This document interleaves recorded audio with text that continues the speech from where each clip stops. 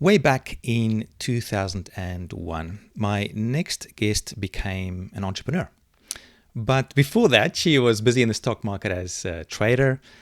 She stopped doing that and went to study law for a while, and then decided after a while that was not for her and decided to quit that and finally started a new business called Planet Cake. And turned that into a seven-figure business serving people like Celine Dion, Rihanna, Lady Gaga, and even Nicole Kidman and Keith Urban for their wedding cake. How awesome is that? So it all went pretty well. She got all the success that she was dreaming of. And then suddenly, in 2012 to 2014, her life changed for the worse. And everything started crumbling down around her. Luckily, she's turned things back around again and today runs a very, very successful business, which we'll talk about and how she did that. But she's been through some pretty deep oceans herself. And today she helps people build their own blue ocean strategies around their own personal brands. Hi there, welcome. My name is Gideon Shalwick. I'm the founder of Splasher, and we help people get their videos ready for social media so that they can absolutely shine and impact the world with their message. And I'm delighted to have my next guest with me, Paris Cutler. Welcome to the call. Oh, it's such a pleasure to be here. Thank you so much, Gideon. Well, it is awesome to have you here, and like I said before, it's a privilege, and thank you so much for giving us the time of day to have a bit of a chat about your story, and which you have a very, very interesting one, and I'd love to find out a bit more about that. In fact, why don't we kick off with that? I'd love for you to take us back to those events playing off when your world started crumbling around you, right about 2012. The events leading up to it, how you got there, and what got you into the mess, and what got you out, and what how you've been able to turn that around to success again today. Okay. All right.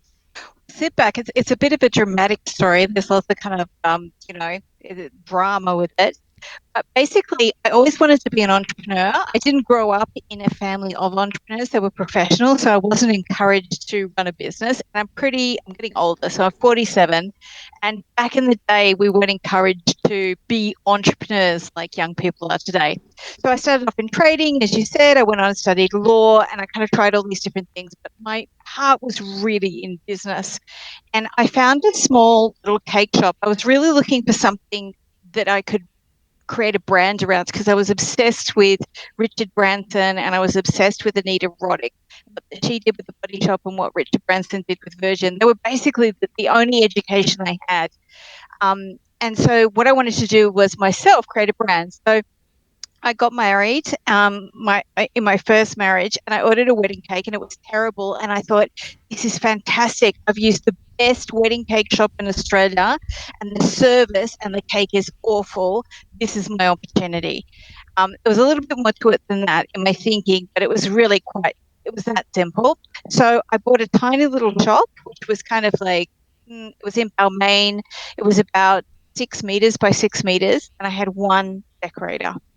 Um, I had never done cake decorating before. I had never touched a cake before. I had never done any marketing or branding before.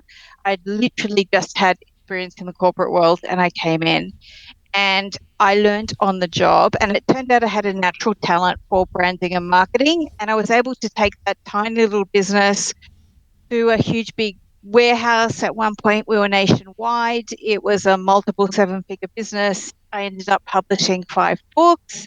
I ended up with my own television show on Fox called Planet Cake. That TV show actually got shown in over 30 countries around the world. It was distributed by BBC Worldwide. And the world was my oyster. I had all these celebrity clients, Celine Dion, Nicole Kidman. I was regarded as the number one brand in Australia. And my personal brand was at its absolute peak. So I was invited to be on Celebrity Apprentice. They were looking at having another TV show, and all of this stuff was going on. And I had a crisis. And basically, what happened in a nutshell was right at the very, very peak of my success. A number of things happened. I'd been through a kind of an ugly divorce. Well, not an ugly divorce, but it was fraught. I during the course of my television show, the first series, I had experienced a cyberbullying campaign, which took me by surprise and really distressed me. That went on for 10 weeks. And then on top of that, a very, very close friend of mine died. And these things happened over the course of about a year. But underneath those things, what really drove the crisis, which in essence was an existential crisis, was that I didn't feel fulfilled. I had climbed to the absolute top of my mountain from nothing. And this is what I wanted, number one national brand, TV show, multiple seven-figure business. This is everything that I had dreamed of and sacrificed enormous amounts for. And I was unhappy. And I couldn't reconcile those two things. And it certainly wasn't what, Gary Vee talks about or other entrepreneurs were talking about. So I felt very alone in that.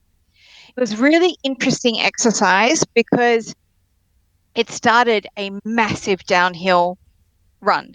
So where I had been nothing but winning up until that point, with a few losses, but I had been nothing but winning. Everything I touched was golden.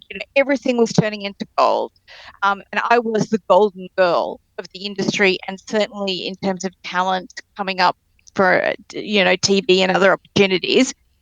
Just as I reached that point and had that existential crisis, everything I touched turned to dirt.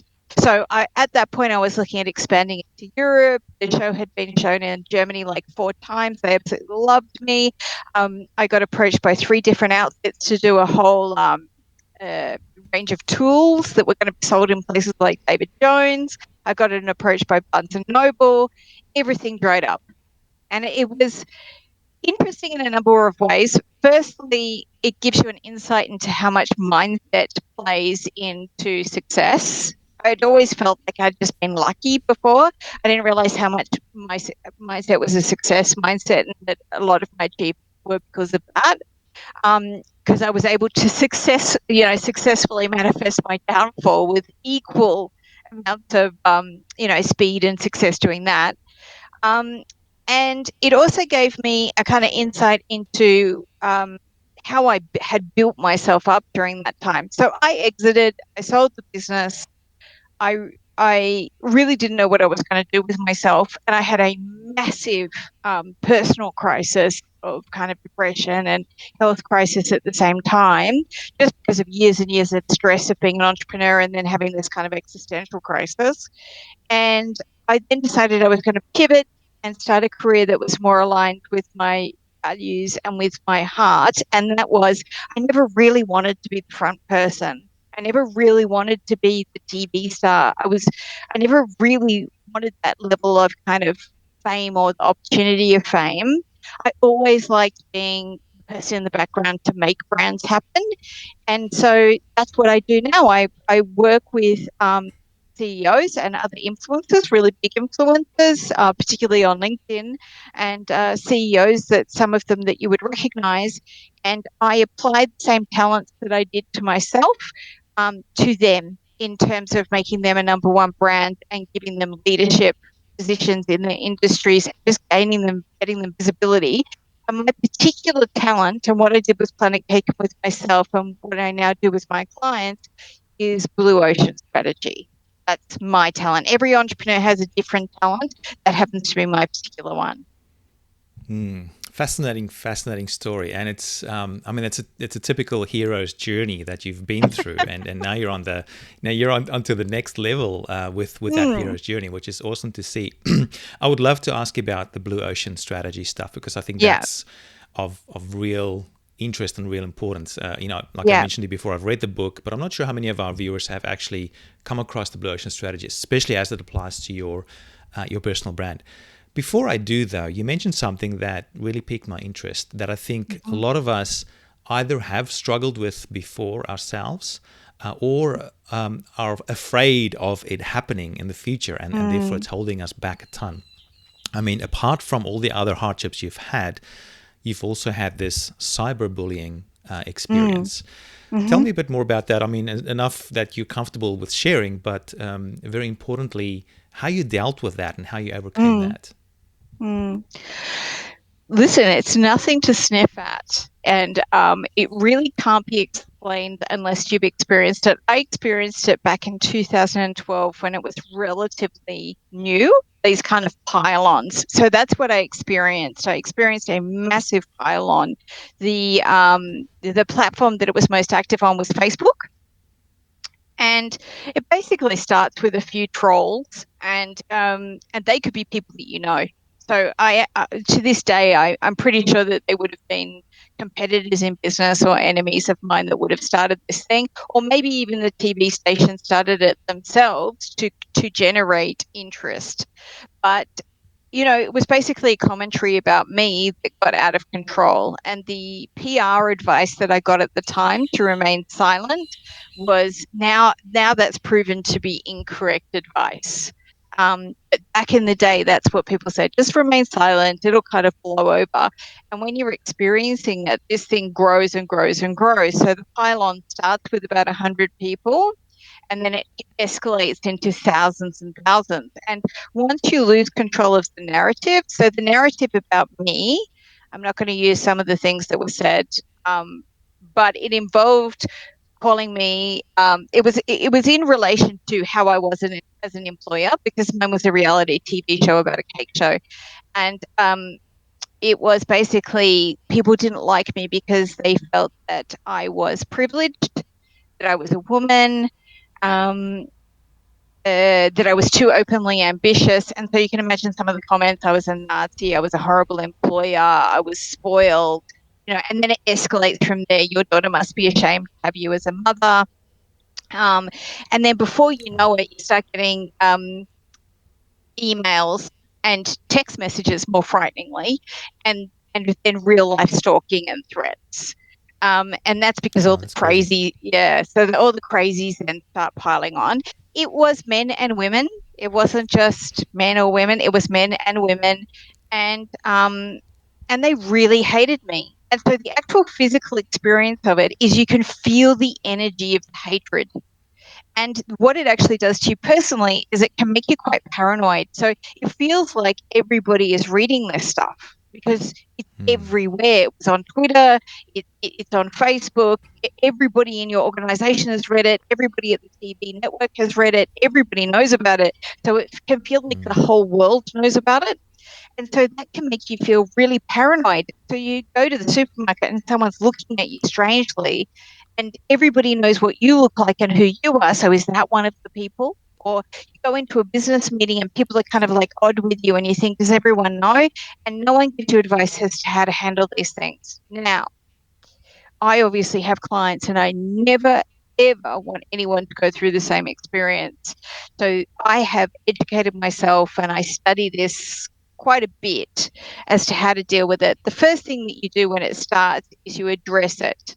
So you smack back, and you do that with and you get help. You get a crisis publicist. Say it got to the stage that mine did.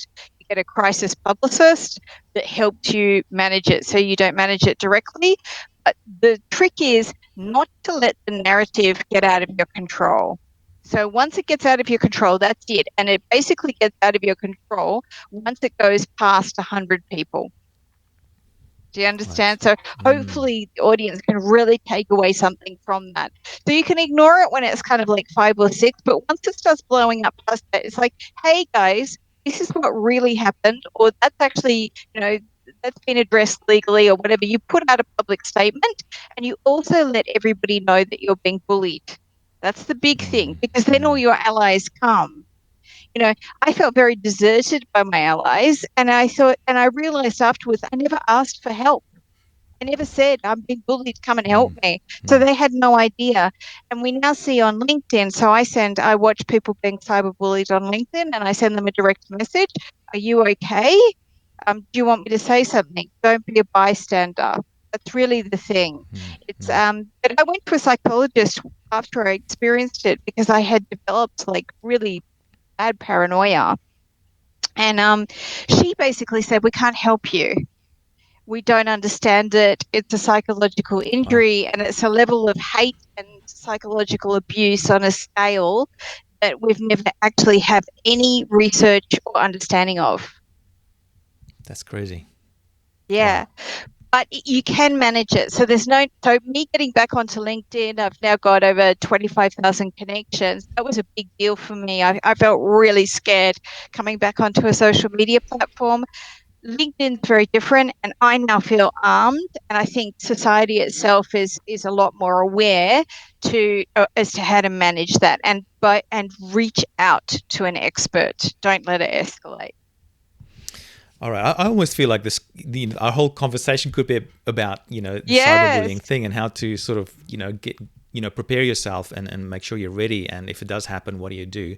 I might just have one quick follow-up question, which is, Mm-hmm. or just sort of a confirmation, because I do want to get to the blue ocean strategy stuff, but this is just so interesting because I've had a bit of that Mm-hmm. as well myself, Okay. but Yeah. not to the scale that you have had. And even though it was a much smaller scale, I can't Mm-hmm. lie to you, but it affected me a great deal. It affected me Mm. a great deal. Mm. So what are some of the things that you can do to prevent something like that? I mean, you've already mentioned to Mm-hmm.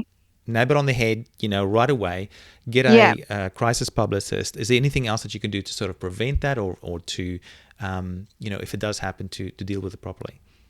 Yeah. Okay. Um, uh, I think it's basically understanding it a little bit more. So you can attract just a nice, nasty person. So you can attract someone with a personality disorder that gets fixated on you, and they can develop multiple kind of profiles to harass you. So that can happen. And you could be dealing with that type of cyberbullying where it's actually only one or two people and it feels like it's 10 or 20. And that's because the person has some type of pathology and they've become fixated on you. So there's no real way of understanding it. And I see some of those people on LinkedIn. I think that the best way for me to explain what happened to me so you can get a deeper understanding of it is they felt, whoever these people were, that I was inauthentic because I ran a cake shop, but I'm an entrepreneur. So they were expecting a Betty Crocker type character. And I was speaking in a way that was very much business orientated. And so I basically had attracted the wrong audience. So I had attracted this kind of cake, people that wear a lot of tracksuit pants that are just there because they like MasterChef or a cake show. And they got this blonde headed woman that was talking about, well, that cake at $3,000 should be $4,000. And you've got to make your cakes faster because you're losing me money. They did not like that. So when you've got a really, really strong tribe who like the authentic you, they to kind of defend you. So you go and try and attack Beyonce, you will get murdered on social media. You will have to cancel your accounts and change your name. You go and try and attack Lady Gaga, same thing will happen to you. Or if you go on to even if you go on to like Obama's page or something like that, you will get viciously attacked by their fans and their followers. And that is Right. because they have an authentic connection with their audience. So when I work with my clients today, I get very, very concerned when they've got a million followers of just general randoms because they've been posting up random content just to get followers. It's a very, very dangerous thing. And I did the same thing. I just wanted to be a number one brand. I didn't care who was into me, just anyone, just a number. But the danger of that is, yeah, you've got a million fans, you've also got potentially a million haters because they don't love you. They don't love the real you. So the strategy for me now is to really invest myself in creating a really tight, authentic network that likes around me. I'm a really direct talker. I've got a very dry sense of humor that can be misconstrued. Yes, I'm female. I'm ambitious. If you wanted me to be a better crocker, you're going to be very disappointed. I'm a working mum, all these things. And I'm very, very careful about that core nucleus, those raving fans, and really concentrating on creating those raving fans. After that's done, and if I blew up in a couple of years' time, I'd be happy with that. But you got to make sure that you got those guys protecting you and you're investing in your tribe. And that's what I got wrong. And so when I see really big influencers with huge followings on LinkedIn and those people are not being authentic, I really worry for them. And a lot of my clients, I actually say to them, we need to correct your personal branding strategy, because it's not lying, but it's giving people a false impression of you, because that's not really what you like. I All right, give so I think that's yeah. that's probably a really nice segue for us. I think to move into this question of blue ocean. You know, what is a blue ocean, and what is a blue ocean strategy? Because it sounds like that's kind of like a when you set that up correctly, that's kind of like a insurance or protection against, you know, something like cyberbullying or, you know, Correct. whatever, because you'd be building a really solid audience, a very Yeah. attached audience around that blue ocean strategy that you're building around your Mm-hmm. personal brand, so that if something Yeah. like that happens, you know, you don't care. It's all Yeah. good because you got your team, your core followers behind you. So tell us Yeah. maybe a bit more about what is a blue ocean strategy and how does that help you build your personal brand? Okay, so there's a couple of parts to this. Blue Ocean Strategy, a couple of academics, they went off and they studied entrepreneurs, and they came up with a theory around the way some entrepreneurs operate that had not been documented before. So they didn't necessarily come up with Blue Ocean Strategy, they just documented what entrepreneurs were doing and gave it a label. And when I read Blue Ocean Strategy, I was like, hey, this is what I do. This is how I operate as an entrepreneur. And it's very, very successful. So I'll give you an idea of what it is very simply. And they explained it beautifully. I'm not going to take that away from them at all. I would never have been able to articulate it the way that they did. They saw that some entrepreneurs entered into very crowded marketplaces, saturated marketplaces, and did really well. And they called these saturated marketplaces red oceans. And the reason that they were called red ocean is because the ocean was full of blood. So everyone's just, cutting each other up to get seen, to survive. And and we see this we see this everywhere, right? And it feels like that because you're just competing a bit on personal brand, often on price, and you just can't get seen and heard amongst all the noise. And I hear this from a lot of thought leaders and influencers. It's like that feeling has like half the experience I do, and is actually outright lying. And they're getting all of this traction and all of this adulation, and I'm really struggling to get heard here. So this is where blue ocean comes in. And the what we say is don't compete in the red ocean. So that's what it was like for me coming into the cake market. It's absolutely saturated. I'd never made a cake before. What did I know? But I saw a gap. So that's what we're looking for first. Where are the underserved consumers? So in this whole market, there's a red ocean where everyone's fighting each other. If we do our research correctly, we'll find a whole bunch of underserved consumers that are actually not happy with all of the services that are going on, that you could speak to, and they would then become your tribe. And that would then catapult you to a number one leadership position. So let's look at some examples of this. Cirque du Soleil, they did the analysis. People really liked circuses, but they didn't like the exploitation of animals. This is classic blue ocean. So they developed this really amazing human entertainment show like a circus without animals. New tribe, new audience, loved it. That was a saturated market. Let's look at Netflix. Those guys went in and they studied the DVD video rental market, and they worked out, Blockbuster dominated it. There was no space. It was completely saturated. They didn't come up with streaming. That wasn't the idea that they came up with. Everyone gets that wrong. They they found through their research that people hated paying the rental fees, those late fees. Do you remember those? And you go in and it'd be like Oh yeah. $28 because you forgot the DVD. Oh, what a I, nightmare. I would always bring chocolates with me to the shop, and to say, "Hey, sorry, it's Yeah, late," and then oftentimes get the don't have to pay the fees. correct. So that's how they came up with streaming. Like, wouldn't it be great? And then they could avoid all the fees and they just pay a monthly thing and blah blah blah. And the rest is history. You know all about that. With regards to what I did for my business, I came in, I looked at the cake market, was absolutely saturated. There was no room to move. People were competing on price. Little grannies were making them. Big players were in there, and it was all run by pastry chefs. So what I did was, through my research, I found out that wealthy people were not getting the type of cakes or experience, most importantly, experience in Australia that they could see happening in America. So they had thousands of dollars to spend, big budgets, and they wanted to come in and for the whole thing to be an amazing experience. They didn't want to go to some little cake shop with a grumpy person behind the counter giving them some dried up samples. They wanted this whole deluxe kind of Willy Wonka experience.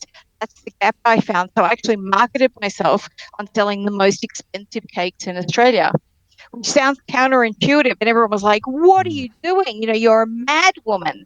But I knew that that's what really wealthy people wanted, that it would become a status symbol, that would support a brand. Once I created a big brand, I would be able to put different revenue streams underneath.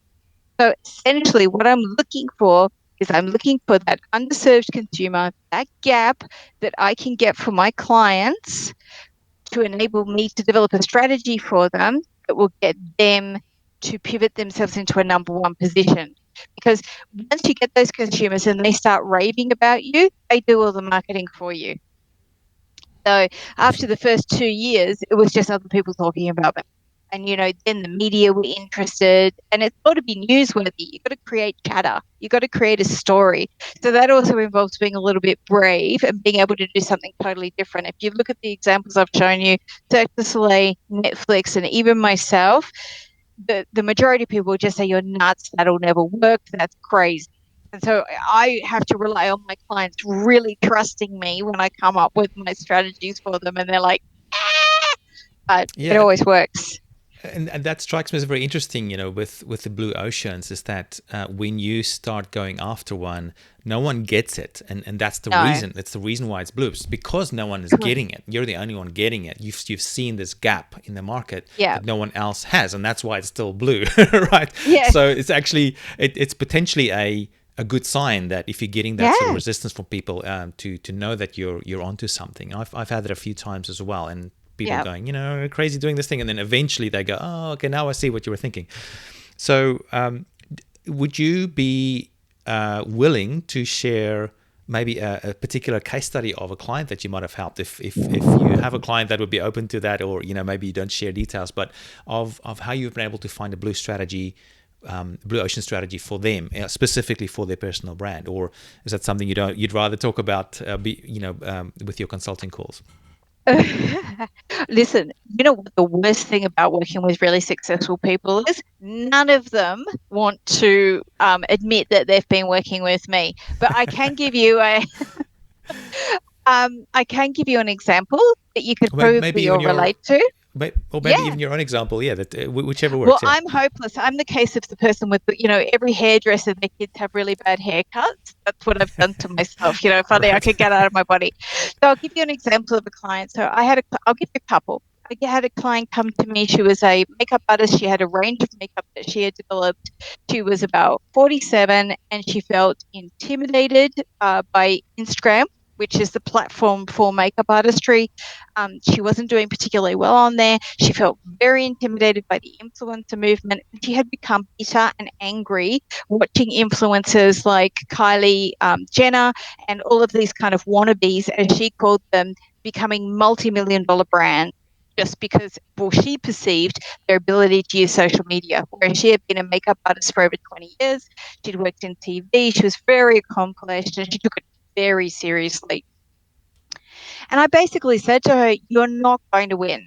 You're not going to compete with them and win. All of these courses that you're doing where they're telling you if only you do our course, you're going to be able to nail it, it's all wrong because you don't get those platforms and you're not going to be an influencer in that sense, competing directly with them. That is a red ocean. It's not for you.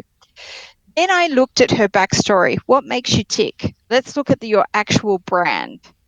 And she had been a breast cancer survivor and she had survived an abusive marriage. Now, you might think that this has nothing to do with business. It has everything to do with business in my mind, because from there, I was able to say, well, let me do my research into makeup and into makeup artistry and this whole industry. And what I found was that very, very few companies were marketing to older women over the age of 50. And then when I started doing focus groups with those women over the age of 50, I found out what made them tick. Like, what were their pain points? Their pain points were they started to feel invisible. The makeup that they were wearing at 30 wasn't working anymore. They looked terrible, and also they were just a bit beaten up. A lot of them, they had teenage kids. They were working. They were stretched. They had started to forget themselves. And I matched my client's backstory, brand story, her pain points, her background, the pain points of this over 50 market who were underserved and felt that all makeup, etc., was being directly marketed to younger people and that they were basically invisible. And what she did was she created a brand that was not about the makeup, but was based on empowering women and having you look after yourself and self-love over the age of 50, and also a makeup range for that particular set of women. So women going through menopause, women with wrinkles, women with age spots, all that stuff. She took that idea to a makeup manufacturing company in Milan, one of the top ones in the world. Absolutely loved it. She got on board a whole bunch of investors and she's launched her own brand, and she's now a huge influencer in that space, getting loads of media attention and raving fans all over the place. Um, That's awesome. Another example, yes, it's brilliant. And not only that, she's true to herself. So she talks about her experiences as a breast cancer survivor. She talks about her abusive marriage. She talks about her teenage kids and the fact that, it's challenging. And her tribe love her and love all Mm. that content. And she happily admitted to me, I checked in with her about a year ago. She goes, you know what? I don't even look at all those influencers I used to just be obsessed with following and feeling, so much toxicity and negativity about it. I actually realized the other day I haven't even checked on their page for months. Mm. So that's the power of finding your blue ocean. But the trick is, and I'll give you another example, it is when I work with clients directly matched to their authentic brand story, their backstory, what actually makes them tick. So I'll give you another example. One of my clients came to me. She was a family mediator. She'd been trained as a lawyer. She was so burnt out. When she came in to saw me, I just felt for this woman so much. She was the one that actually got me into coaching because I didn't want to be a coach. I didn't want to be a consultant. I wanted to start another business as an entrepreneur. And she begged me because she'd seen me do a public speaking thing. And she came in, she had a broken arm. She was all dressed in black. Her business partnership had dissolved and it was really, really nasty. And she was just sick of working with people that were going through divorces and having custody battles. That was the majority of her work. It was killing her. And she just said, what am I going to do? I just thought, oh my goodness, like this is a business I haven't worked with this before. Mm. So I worked with her. She actually had a degree in industrial relations and human services. I don't know how she ended up in the family stuff. Obviously, someone pushed her into that. And I then really studied the market and I recognized that no one was working in the workplace bullying space because it was too scary. No one wanted to touch it.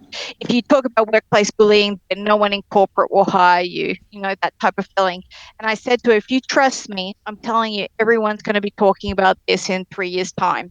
But you're going to be ahead of the curve because I'm going to design this brand for you for when it kicks off in 3 years' time. Her husband was like, this is terrible. Like, if she talks about workplace bullying, she will never get a job. And I was like, she will, I promise you. Like, otherwise, I'll return all the money you've paid me. So Right. Mm. I set her up as a workplace bullying expert, and she did research into that space. She started talking about that space, and she started talking about it in terms of to corporates and leadership. And she was on the cutting edge of that. So I had done all the research for her. I didn't see Weinstein coming. I didn't see the Me Too movement coming. I didn't see what's happening with our government now Mm. coming. I didn't see that. I could see this millennial push for their level of tolerance to that type of stuff was over, and that we were going to end up in a millennial saturated market. So that's how I could see that trend developing. Right. And now Mm. her business, I mean, this week she's doing a series of radio interviews and TV interviews, and she's got an exclusive with one of the biggest papers in Australia, and everyone's beating down her door to speak to her about working with them as a workplace That's bullying awesome. expert. So I awesome. mean, yeah. So I love what I do. I love seeing that result. But God bless her. There was a couple of times she was like, "Paris, you're mad. What are we doing here?" Mm. It's an incredible. I mean, I think it's an incredible testament to be able to have that courage to hone in on that backstory and to turn that into like a blue ocean. Because I mean, I guess if you think about it, that's, you're the only person with that one backstory. There's no one Yes, else that has the same backstory. So by default, it becomes a little blue ocean in and of itself. But then able you are to be smart. right, right, and being able to match that up with the needs in the market and looking at what's coming up, I think that's just genius. So that's really cool. And one of the other things I noticed about you in particular, Paris, is your own content is very, very engaging as well. And if you just look at your LinkedIn page here, I've got it up on the screen.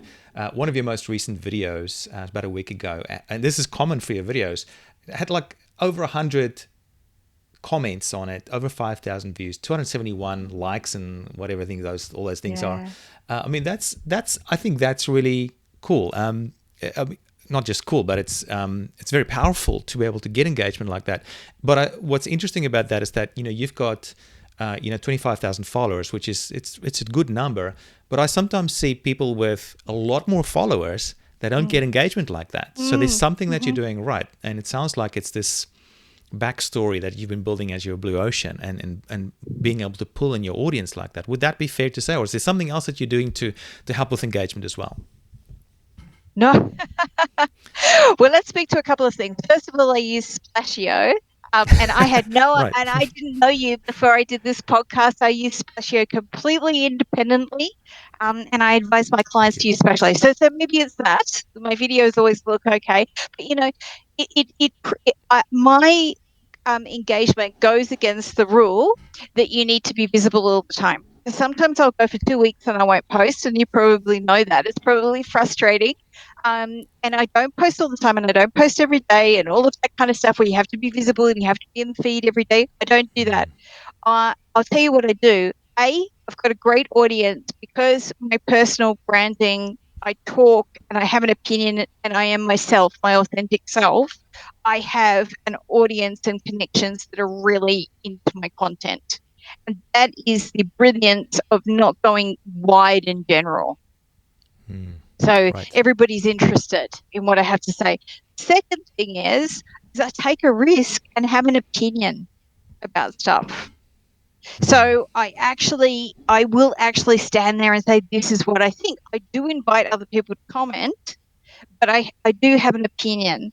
So going out there and saying, particular that post, even idiots can be entrepreneurs. Some people got offended, and I got a couple of direct messages saying, well, I disagree with you. You have to have an original smart idea. Yeah, kind of. Like, look at your local fruit shop owner. A fruit shop's a fruit shop, mate. And he's got 6 of them now. Like, I disagree. And people love that. To They create a bit of love it. controversy. Yeah, it's interesting. It's engaging my mind, and I want to follow what she's next doing because I find it engaging, and I get to know a little bit about her. Now, I'm not into the rants, and when people disagree with me, I love that, and I will engage with them. You're entitled to your opinion. I'm certainly not there to create fights or just controversy for the sake of having controversy, but I exhibit my expertise by having an opinion. And one of the reasons I do that is because you may have noticed, guys, that there seems to be 100 so-called experts in your space, and you find it kind of questionable as to the authenticity of their expertise. And so one of the reasons that as a business coach and a branding specialist, imagine what it's like for me. I'm like, hi guys, I'm the real deal. Like, I've actually done it for myself. No one listens to that stuff. So you've got to go out there with something a little bit more detailed, a little bit more in depth. I like to think of myself as a current affairs show for branding and business. Ooh, I like So that. I'm going to go a little bit Yeah, deeper. that's cool. So where all of the others are just going to do their fluffy social media crap, I actually look at myself as a TV show, pointing out things of interest, shouting stuff out, calling it out like a proper news reporter, investigative journalist in this space. Well, you've certainly got the experience, Paris, and been able to, I guess, build a thicker skin through those, cyberbullying experiences in the past that you've had, preparing you really, really well for this. So I'm just delighted to see your success. And good. it's, I've really been enjoying this interview. I actually have a bunch more questions, but we're just running, towards Yep. the end of Yeah. this call, and I'd love to give you the opportunity as well to talk a bit more about how you're specifically helping people today, and how people can find out more about you. Okay, all right. I'm kind of like an inside person. So most people find out about me through someone else. That's how. So I don't do a hard sell. I don't do any outreach. I don't do anything. So if you want to find out a little bit more about me, then just DM me or email me. My website is up. Thank you so much, Gideon. And I just set aside 45 minutes and I just speak to people. Whether people engage me or not, I just leave that up to, whether there's a synergy there.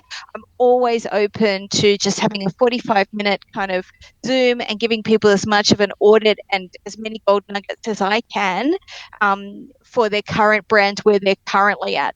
Because the way I do business is by giving. I find that what goes around comes around, and by giving to the right people, I end up with the best clients somehow anyway. So that's what I'd say to people who are listening to this. If you'd really like some feedback on where you currently sit and your brand, please DM me and we'll set up a Zoom. I'd love to do that. For everyone else, please connect with me on LinkedIn. I love a little bit of budgie budgie in my kind of thread. And yeah, I do post occasionally, and I'd also love to get to know you through your content. So LinkedIn's where to find me. Awesome. So let me just get that straight. So this is a free call, a free Yes, LinkedIn Zoom call that you'll set up with people. yes, All they got to do is DM you through LinkedIn, 100%. Yep. and they can then have a bit of a chat with you, and you'll Yeah. do this audit for them for no charge. Yes. So I set aside some time each week that I can do that for people. Yep. And I don't follow up. You're not going to get 1,000 emails from me afterwards. That'll be it. And then if you want to sing my praises to someone else, that'd be wonderful. That's the only marketing I do. So that is open for everybody who's listening to the podcast.